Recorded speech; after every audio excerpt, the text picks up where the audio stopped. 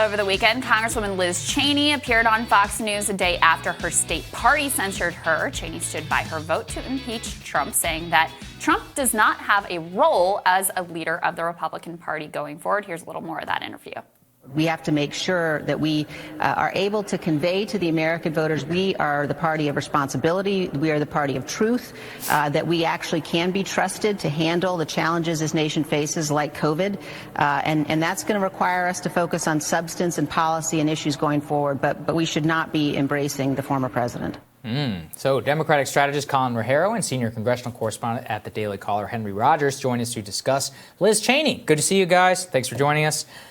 Henry, let me start with you. This is a funny one. I think a lot of people at CNN and Chris Wallace and others have deluded themselves into thinking that Liz Cheney has any power in the GOP whatsoever. She had been overwhelmingly censored by her own state, 100% dead woman walking in that primary. And yeah, just go into that, because I don't think people truly understand, in terms of how far out of step she is with the base on this issue.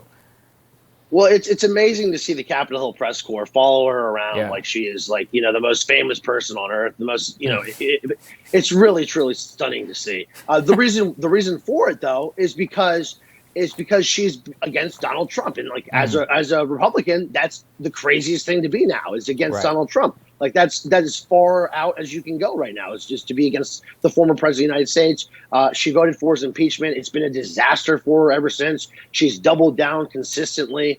I really do think she's obviously going to get primaried. I think she'll get put up by a candidate who's going to get backed with some Trump money.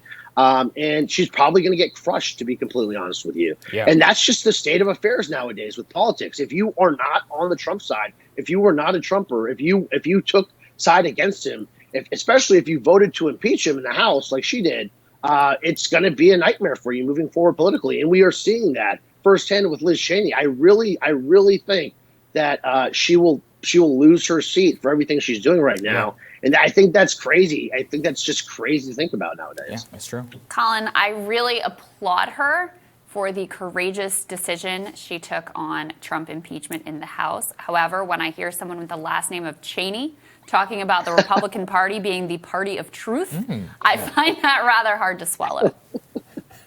Yeah, it is funny, the irony in that statement, and I tend to agree. But I am, my political memory runs back far enough to remember the Iraq War and the build up to the invasion and all the mistruths there. So, look, I think Henry's right. She has put herself in a precarious position in a Republican primary.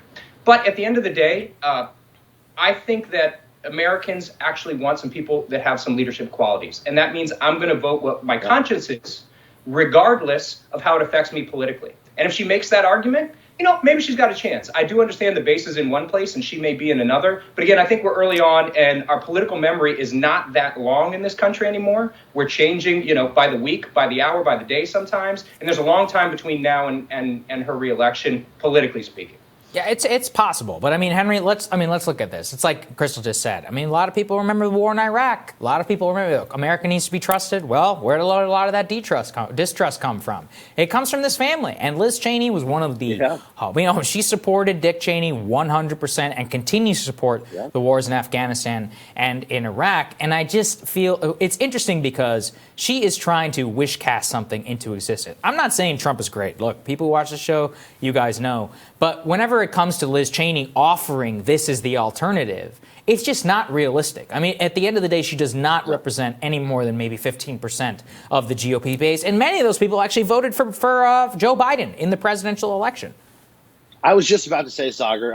Her half of her base are basically Democrats. More than half of her base are probably Democrats. They're from Wyoming. They're old guys, old people who are like, hey, they're Bush party type Republicans. That's right. And those are the people who are dying off in this party. Those are the people who are getting absolutely destroyed and crushed in this party nowadays. And for Liz Cheney to think that she can walk in here and be like the single hand against the president and be so, voicing her opinion so much about her hostility against the president, et cetera.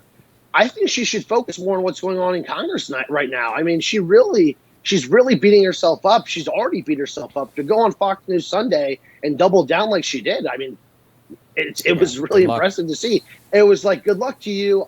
See you in 2022 when you lose your House seat, kind of thing. So I really think this is her last term. I think America is done with the Cheney family. I think they're done with her, and we'll see what happens with it. Yeah. I mean, Colin, I hate being put in the position of like defending anything about Liz Cheney, but I do actually think that this was a courageous decision against her political interest. It's clearly against her political interest. And it's just sort of pathetic within the Republican Party that there's literally no one you can really cheer for, right? There's the ones who just, maybe they had some interesting policy ideas, but they just go all the way down with the ship on Trump and are willing to indulge Stop the Steal and all of that nonsense. And you have like the Liz Cheney, Mitch McConnell alliance. Is that who we're supposed to be cheering for over here? But I mean, this is the battle that's playing out within the Republican Party right now. And, there's definitely no heroes here. Yeah, I would tend to agree with that. And look, even though I work for Democrats, help elect Democrats, and hope we keep the majorities and the presidency at all times, I do believe our country benefits from a two-party system. When we have gone so far to the right that Liz Cheney is considered moderate, I do believe that the Republican Party has to ask itself some questions. A couple of things about her election, though. The older people that you talked about, the older Republicans who probably voted for Joe Biden as well. Wyoming is not the youngest state, and it's certainly not, the one attracting the most young and more diverse population. So I think she's got some chances with those folks still. They still probably dominate majority of the voting populace in the state. Look, if she's feeling a little left out in the cold in the Republican Party because she didn't maintain message discipline about Stop the Steal and things like that, we'll welcome her in the Democratic Party. We don't have any message discipline, so she'll fit in. Disagree. Yeah, take it. Oh, wow. Pass on that one, Colin. You could take her and the Iraq War with you. She and the Lincoln Project people can start a third-party effort to get 5% of the vote. All right, guys. Great to see you both. Appreciate you. Thanks, gents. Thanks, guys. Yeah. All right, a recent Georgia poll gives insight to how the state turned blue this election season. Journalist Zed Jelani, he's going to discuss when Rising continues.